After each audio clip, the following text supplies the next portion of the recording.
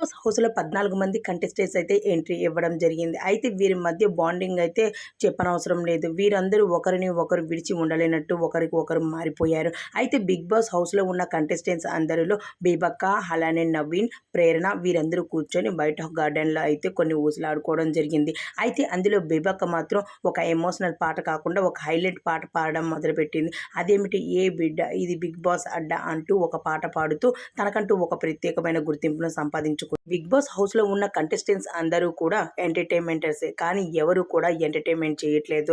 కానీ బేబక్క వల్లన కూడా బిగ్ బాస్ హౌస్ అయితే ఒక ఎంటర్‌టైన్‌మెంట్ వస్తది అనుకుంటున్నాను. ఎందుకు అంటే బిగ్ బాస్ హౌస్‌లో ఎవరు ఏమి చేయకుండా ఎవరికి వారు తినేసి ఉంటూ అలానే సైలెంట్‌గా ఎవరికి వారు పని చేసుకుంటూ ఉన్నారు. కానీ బేబక్ మాత్రం ఏదో ఒక హైలైట్ చేస్తూనే ఉంది. ఒకరోజు సింగింగ్ అంటుంది, ఒకరోజు కరాటే అంటుంది. మరి రకాల విచిత్రమైన రకరకాలతో అందరినీ బిగ్ బాస్ హౌస్‌లో ఉన్న బయటకున్న అభిమానులని అందరినీ కూడా ఎంటర్‌టైన్‌మెంట్ చేసుకొస్తూ ఉంది బేబక్క.